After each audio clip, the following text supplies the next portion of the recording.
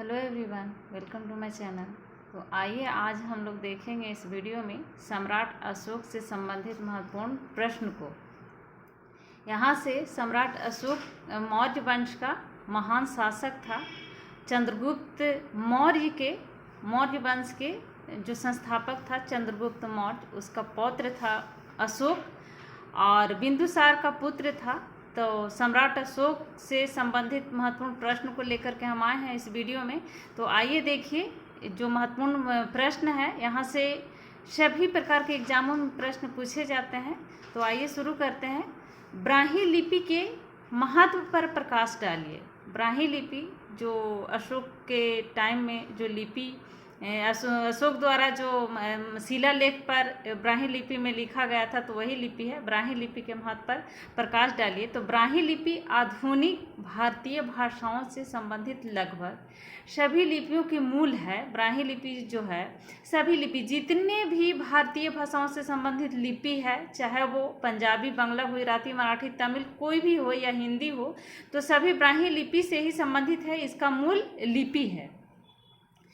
तो इसी लिपि से भारत को हिंदी, पंजाबी, बांग्ला, गुजराती, मराठी, तमिल, तेलुगु, कन्नड़ आदि सभी भाषाओं की लिपियों का विकास हुआ है। भारत में जितने भी भाषा से संबंधित जितने भी भाषा है, भारतीय भाषाओं से संबंधित भारत का जितने भी भाषा है, उसका मूल लिपि है। और इसी लिपि से सभी भाषा जो है सभी भाषाओं की लिपि ही ब्राह्मी लिपि है। भारतीय भाषा का ब्राह्मी लिपि से ही विकास हुआ है।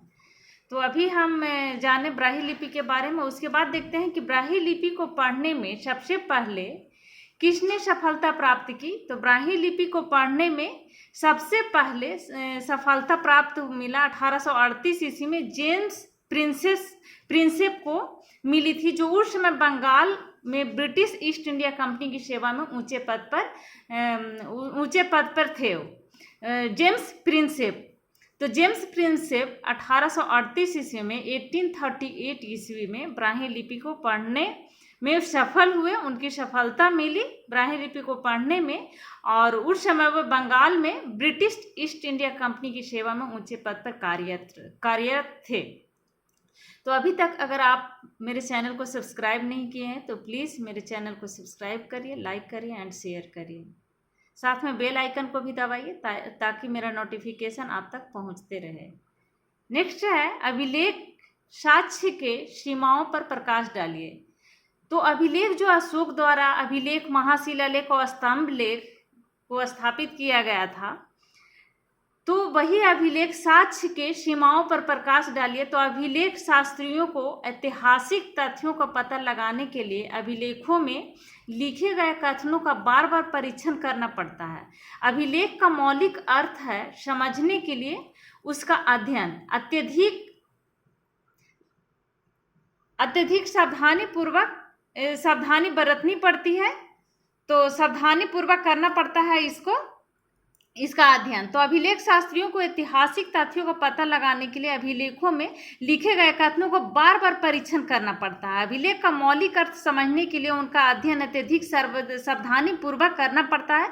तो यही है अभिलेख साक्ष्य के सीमाओं पर प्रकाश। मतलब इसी तरह से अभिलेख को साक्ष्य कि सीमा जो होता है, तो उसके लिए अभिलेख शास्त्रियों को बहुत ही इसमें बारीकी से सावधानी बरतनी पड़ती है। नेक्स्ट क्वेश्चन है कि जनपद शब्द से आप क्या अभिप्राय है आपका। जनपद शब्द से आप क्या समझते हैं। तो जनपद का ही अर्थ होता है कि एक ऐसा भूखंड जहाँ कोई जन, लोग, कुल अथवा जनजाति अपना पांव रखता है अथवा बस जाता है, तो उसी को जनपद कहा जाता है, यानी जन का पद। तो वैसा जगह, वैसा स्थान, वैसा भूखंड जहाँ कोई जन, चाहे लोग, कुल अथवा जनजाति अपना पांव रखता हो अथवा बस जाता हो, तो उसी को जनपद कहा गया है। नेक्स्ट क्वेश्चन है कि इलाहाबाद स्तंभ अभिलेख की रचना किसने की थी। अशोक के टाइम में जो स्तंभ अभिलेख लिखा गया था, तो इलाहाबाद स्तंभ अभिलेख की रचना किसने की थी। तो समुद्रगुप्त के राजकवि हरिसेन ने समुद्रगुप्त के जो सम्राट था समुद्रगुप्त गुप्त वंश का, तो समुद्रगुप्त के उसके राज कवि थे हरिसेन। तो उन्होंने ही संस्कृत में की थी इसकी स्तंभ लेख अभिलेख का, इलाहाबाद जो स्तंभ लेख है उसको संस्कृत में उसकी रचना की थी। कौन? समुद्रगुप्त के कवि थे, राज कवि थे हरिसेन। तो हरिसेन ने इलाहाबाद स्तंभ अभिलेख जो है उसको संस्कृत में लिखा था समुद्रगुप्त के राजकवि हरिसेन। नेक्स्ट क्वेश्चन है, मौर्य काल के गुप्तचरों को क्या कहा जाता था? मौर्य काल में जो गुप्तचर रखे जाते थे तो उन्हें क्या कहा जाता था? तो मौर्य काल के गुप्तचरों को संस्था और संचार कहा जाता था। दो प्रकार के गुप्तचर हुआ करते थे मौर्य काल में, एक संस्था हुआ करता था और दूसरा संचार। तो संस्था इस प्रकार के गुप्तचर थे जो एक ही स्थानों में या एक ही संस्थाओं में संगठित होकर के वेश बदल करके कार्य करते थे, उसी को संस्था कहा जाता था, संस्था गुप्तचर। और संचार गुप्तचर वे होते थे जो एक स्थान से दूसरे स्थान पर जा करके और घूम घूम करके सूचनाएं एकत्रित किया करते थे, तो उन्हीं को संचार गुप्तचर कहा जाता था। तो मौर्य काल में गुप्तचरों को संस्था और संचार कहा जाता था। दो प्रकार के गुप्तचर हुआ करता था, संस्था और संचार। संस्था जो एक ही स्थान पर संस्थाओं में संगठित होकर के कार्य करते थे, वेश बदल करके, उसको संस्था कहा जाता था। और संचार जो एक स्थान से दूसरे स्थान पर जा करके घूम घूम करके सूचनाएं एकत्रित किया करते थे, तो उसको संचार कहा जाता था। ये मौर्य काल के गुप्तचर हुआ करते थे। नेक्स्ट क्वेश्चन है, मौर्य काल में तोशाली और उज्जैन के शासनाध्यक्षों को क्या कहा जाता था? तो मौर्य काल में तोशाली और उज्जैन के शासनाध्यक्षों को कुमार कहा जाता था। तोशाली और उज्जैन के शासनाध्यक्षों को कुमार कहा जाता था। और ब्रह्मागिरी सिद्धपुर अभिलेखों में स्वर्णगिरी के शासनाध्यक्ष को आर्यपुत्र कहा गया है। ब्रह्मागिरी सिद्धपुर के अभिलेख में स्वर्णगिरी के शासनाध्यक्ष को, स्वर्णगिरी के जो शासनाध्यक्ष हुआ करते थे, उन्हें आर्यपुत्र कहा गया है। और तोशाली और उज्जैन के शासनाध्यक्ष को कुमार कहा गया है। तो तोशाली और उज्जैन के शासनाध्यक्ष को कुमार कहा गया है और स्वर्णगिरी के शासनाध्यक्ष को आर्यपुत्र कहा गया है। सम्राट अशोक ने अपने अभिषेक के कितने वर्षों बाद महामात्र जो हुआ करते थे उस समय सम्राट अशोक के शासनकाल में, तो सम्राट अशोक ने अपने राज्याभिषेक के कितने वर्षों बाद महामात्रों की नियुक्ति प्रारंभ की थी? तो सम्राट अशोक ने अपने राज्याभिषेक के 13 वर्ष बाद उसने महामात्रों की नियुक्ति प्रारंभ की थी। और यह सूचना कहाँ से मिलती है? तो यह महाशिलालेख 5वें से पता चलता है।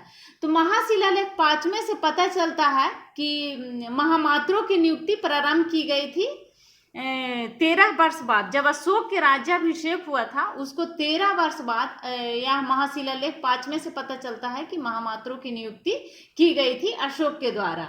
तो और स्तंभ लेख 7वें में धर्म महामात्रों के कर्तव्यों पर प्रकाश डाला गया है। जो धर्म महामात्र हुआ करते थे, तो उनका प्रकाश डाला गया है स्तंभ लेख 7वें में।